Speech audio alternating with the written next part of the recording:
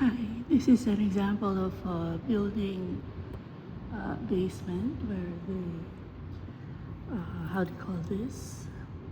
Have the cow and the garbage. So we're watching the Canada versus Switzerland FIFA. So this is guys, this is the urban buffet, buvette.